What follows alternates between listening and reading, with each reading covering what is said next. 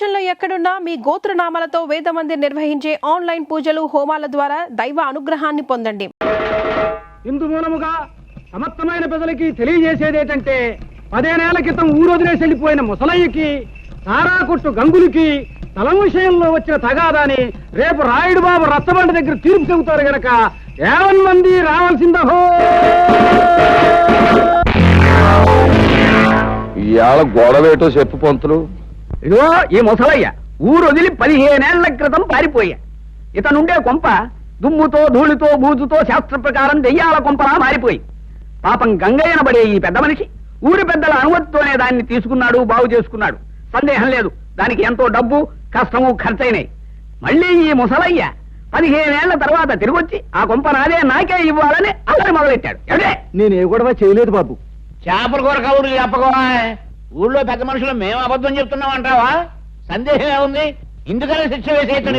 నువ్వు మట్టగెరసలా ఊరికి గింజుకు పోకో. విషయం ఏంటో ఎన్నాయి. నువ్వేమంటావు ముసలయ్య? రాయుడు బాబు, నా స్థలం నాకిమ్మని ఆ గంగయ్యని అడిగాను, అంతే బాబు. గంగయ్య, నువ్వు చెప్పుకునేది ఏమన్నా ఉందా? అయ్యా, ఏళ్ళకి ఏళ్ళు ఖర్చు పెట్టి ఆ ఇంటిని స్థలాన్ని బాగు చేసుకున్నాను. ఏడాది తమకి ఇంటి పన్ను కింద 100 కట్టాను. ఇప్పుడు దాన్ని అడిగి ఇచ్చేస్తే నేను బికారాన్ని అయిపోయి బజార్ని పడిపోతాను. ఇక తమరేని ఆయన చెప్పాలి. ఈ ముసలయ్య అనే ఆసామి చెప్ప పెట్టకుండా ఊరు వదిలిపెట్టి వెళ్ళిపోయి తన కొంపని ఇటు పెద్దల చేతుల్లో గాని అటు చుట్టాల చేతుల్లో గాని పెట్టకుండా వెళ్ళిపోయాడు. 1 ఏడు కాదు, 2 ఏళ్లు కాదు, 15 ఏళ్లు పోయిన తర్వాత తిరిగొచ్చి నా ఆస్తి నాకు కావాలి అంటున్నాడు. సరే సబువే. కాని గంగయ్య అనబడే ఈ పెద్ద మనిషి మంచి మనిషి, పెదల తల్లో నాలుకలంటోడు. అలాగా ఇలాగా కాదు, ఎన్నో రకాలుగా డబ్బు ఖర్చు పెట్టి ఎంతో చంపడి దాన్ని శుభ్రం చేసుకుని దాంట్లోనే కాపురం ఉంటున్నాడు. పైగా ప్రతి సంవత్సరం పంచాయతీకి పన్ను కూడా కడుతున్నాడు. 15 ఏళ్ల క్రితం పారిపోయిన ఈ ముసలయ్య వచ్చి ఇలా ఆస్తి నాది అంటున్నాడు. కానీ నిజానికి ఆస్తి మీద సర్వాకులు గంగయ్యకే ఉన్నాయని, ముసలయ్యకి ఎంత మాత్రం లేవని ఘంటాపదంగా ఏకగ్రీవంగా తీర్మానించడం అయినది. సందేహమే ఉంది. శాస్త్ర ప్రకారం తమరి తీర్పు ఎదురులేని తీర్పు. ఏమంటారు? అన్యాయం, ఇది అన్యాయం. నేను లేనని చెప్పి నా తలం మరొకటి స్వాధీనం చేసుకుంటే అది న్యాయమేనని తీర్పు చెప్పే మీరు పెద్దలు కాదు, దుర్మార్గులు. నాది మరొకటి దోచుకుంటే ఆని దండించక ఆడికి వస్తాసు పలికే మీరు మడుసు కాదు, రాక్షసు. నోరు మూయి. ఏత పొగరమూతు మాటలు. ఆ భాష ఈ ఊళ్ళో చెల్లదు. ఇక్కడ పెద్ద మనుషుల్ని నువ్వు అడ్డమైన మాటలతో అవమానించినందుకు కొరడాతో డజను కాజాలు ఇచ్చి ఊరవతలకి సాగనంపేమని తీర్పు చెప్పడం అయినది. రాముడు, ఇచ్చే కాజాలు.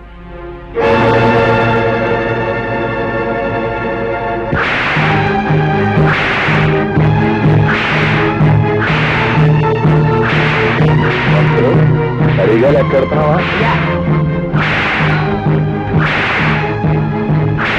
అయ్యా, అవరు ఘనంగా తగవులు విడగొట్టి శాస్త్ర ప్రకారం ధర్మాన్ని నిలబెట్టారు. ఇక మనం బయలుదేరదామా? ఏమిటి పంతులు చచ్చినాడా?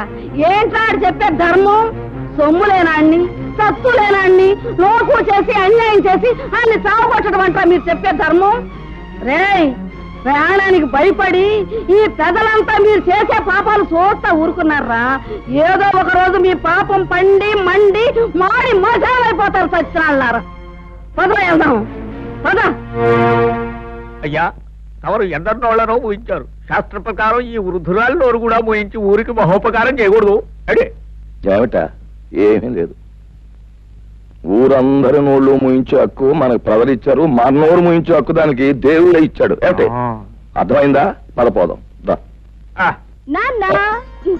వచ్చేసావా తల్లి? ప్రయాణం బాగా జరిగిందా తల్లి? ఏం బాగా నాన్న, బస్సు 3 సార్లు ఆగిపోయింది. బండి 4 సార్లు గోతులో పడిపోయింది. ఎక్కింది రాయుడు గారు అమ్మాయిని తెలుసుకోలేని ఆ బస్సుని బండిని పెట్రోల్ పోసి తగలెట్టినా తప్పులేదనిపించింది. మరోసారి అలా జరిగితే ఆ పని నేనే చేసేస్తాను. అమ్మమ్మ ఎలా ఉంది? వయసు మళ్ళినా తిరగలి రాయిలా తిరుగుతూనే ఉంది. ఎంత తిన్నా అరుగుతూనే ఉంది. హాయ్ పంతులు గారు. కులాసాయనే ఉందమ్మా. నువ్వు దాని జోలికి పోకుండా ఉంటే నిక్షేపలా ఉంటుంది. ఏమిటి లింగం గారు, వేళ తప్పకుండా మీరు తాగడం తప్ప మీ ఆవిడ నెల తప్పడం గురించి చిన్న పిల్లవి అంత పెద్ద విషయాలు నీ అంత పెద్ద కాకపోయినా నేను పెద్ద మనిషి అయిందానేనండి. అలాగేనమ్మా, ప్రయాణంలో బాగా అలసినట్టున్నావు, వెళ్ళి నీళ్లు చూసుకోమ్మా. లింగం గారి పెళ్ళవే ఇంకా నీళ్ళాడలేదు, పెళ్లి కాని దాన్ని నేను నీళ్ళోసుకోవడం ఏంటి? అబ్బా, మొత్తానికి ఎలాగైతే అందరినీ ఓ దులుపు దులిపేసిందయ్యా. ఏమిటో పిచ్చి పిల్లంతా వాళ్ళ అమ్మ పోలిక. ఆవిడ కూడా పోయే వరకు ఏదైనా విషయం వస్తే తమాషగా ఓ దులుపు పోయేది. ఈ దురుపుడు వ్యవహారం ఉంది చూశారు, ఇది కుటుంబానికి ఎంతో శుభప్రదం అని శాస్త్రాలు ఘోషిస్తున్నాయి. అలాగా అయితే చెవుడు. దండాలండి. రారా గంగులు, మా బామర్ది పట్నం చేస్తూ పారం వచ్చాడండి, తమకి ఇచ్చేద్దామని వచ్చానండి. నువ్వు తీర్పు నీ తరపుని చెప్పామని ఆనందంతో పారినట్టుకు సరే నీ పేరు చెప్పే పుచ్చుకుంటాం ఇల్లు. వస్తానండి. నమస్కారం నాయుడు గారు. రావయా, కూర్చో. రోజంతా కనిపించకపోయినా గ్లాసులు వచ్చే వేళకి వచ్చి కూర్చుని పోతావు చలపతి. మహర్జాతకం లాగా వారిది మందు జాతకం అండి. ఏమిటి నా బొంద జాతకం. రాయుడు గారి స్కీమింగ్ ప్రకారం పట్నం వెళ్ళి ఆ యానాద్రావుడి పొలం చెక్కను నొక్కేయడానికి కోట్ల చుట్టూ తిరగలేక తెస్తున్నా. నువ్వెక్కడ తస్తావు? ఏదో పారిని మింగేవు అంటే మళ్ళీ బతికేస్తావు. వెళ్ళిన పని అయిందా? లాయర్ గారికి 4 డబ్బులు కల్పించి పని జరిపించాను. రాయుడు గారు తలుచుకుంటే జరగనే ఉంది. వారు ప్రభువులు, వారికి తెలియకుండా ఈ ఊళ్ళో ఎవరు చావడానికి లేదు, బతకడానికి లేదు, ఈ ఊరి నుంచి బయటికి పోవడానికి లేదు, పొరుగురు వాళ్ళు లోపలికి రావడానికి లేదు.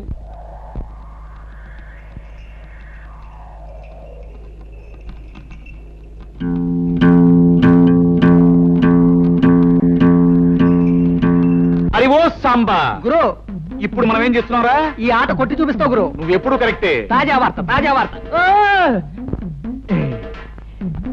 రాయుడు గారి అనుమతి లేకుండా మన ఊరు పొలిమేరలు దాటి ఓ గూడు బండి మన ఊర్లోకి వచ్చేస్తుంది. అందులో ఉన్న ఆసామి ఎవడో గాని కాసేపట్లో ఇక్కడికి వచ్చేస్తాడు. తాజా వార్త, తాజా వార్త. గూడు బండైనా గూడ్సు బండైనా సరే మా నాన్న అనుమతి లేకుండా ఊళ్ళో రావడమా? సమ్మతించగా సమ్మతించను. గురు, నువ్వు సమ్మతించినా సమ్మతించినా ముంగట పుడుతూ వచ్చేస్తుంది బండి.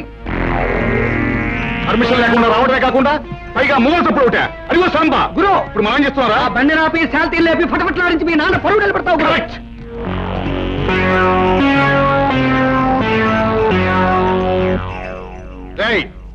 బండిలో పడుకున్న బాటుకోనాయాల పర్మిషన్ లేకుండా ఈ ఊళ్ళో కాలెడితే తలగిరిపోతుంది తెలుసా?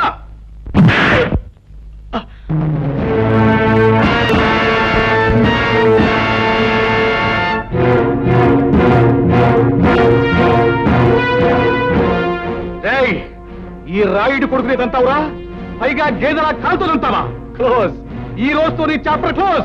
అయ్యో సాంబా గురు, ఇవాళ వీడిని మనం ఏం చేస్తున్నావురా? ఈ వేళ వీడి చాప్టర్ క్లోజ్ చేస్తాం గురు. ఒరేయ్ రాయుడు కొడక, ఈ ఊరే కాదు, ఈ దేశంలో ఏ ఊరు కూడా ఎవడబ్బ సొమ్ము కాదు. కనుక వచ్చే వారికి అనుమతులు పర్మిషన్లు అక్కర్లేదు. కానీ మా ఊరి పద్ధతి ఏ పద్ధతైనా ఈ వేళ నుంచి మారి తీరాలి. ఎందుకంటే మనం దిగాం కనుక. అరివో సాంబా గురు, ఇప్పుడు మనం ఏం చేస్తాంరా? మా గిరిబాబును వదిలేస్తావు గురు. Not correct, not correct.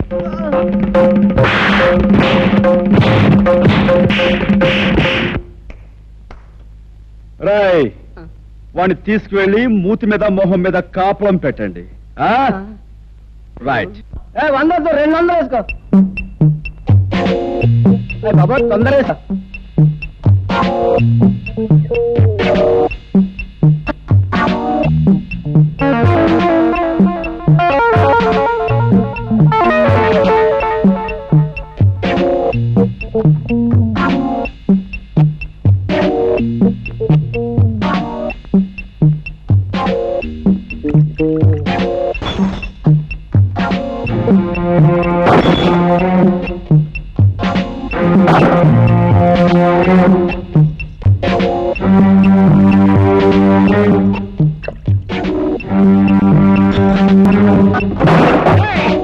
ఎవరా నువ్వు?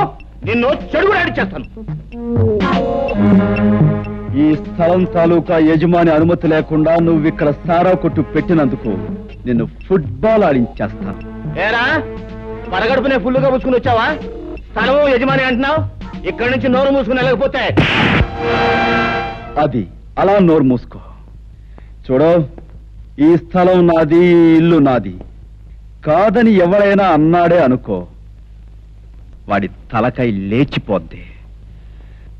నువ్వు నీ సామాన్తో అరగంటలో ఇక్కడి నుంచి ఖాళీ చెయ్యకపోతే నిలువున చీరేస్తాను.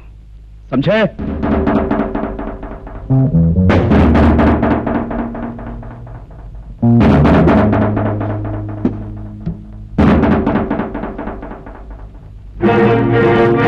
గురు, పరిస్థితి ఏం బాగాలేదు. సామాను సీసాలు సర్దేద్దామా?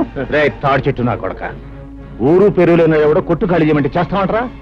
ఏంటి గురు, పళ్ళు రాయ కొట్టాను, టేబుల్ అన్ని ఎలిగి కొట్టాను. నోరు మీద లేకపోతే నీ పీకి నొక్కేస్తా. అరగంట పూర్తివాడు అదే చేస్తాడు. నోరు మీద గాడిద. రే భద్రన్న కొడక, అలా గట్టుకడా పక్కిరిగాడు వాడు మనుషులు ఉంటారు. వెనక దాన్ని పోయి తొందరగా తీసుకురా. ఇంకా మీకు 8 నిమిషాలు టైం ఉంది. ఇదిగో నా దగ్గర 2 సిగరెట్లున్నాయి.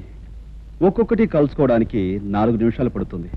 ఈ 2 సిగరెట్లు కలుసుకుని నేను గృహప్రవేశం చేస్తాను, గుర్తుంచుకో.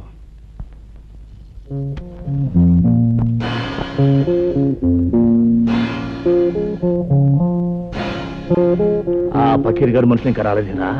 అదృష్టవంతులు వాళ్ళు ఇంకా రారు. ఓరి నా కొడక, నీకు దండం పెడతాను. నువ్వు నోరు మూయరా.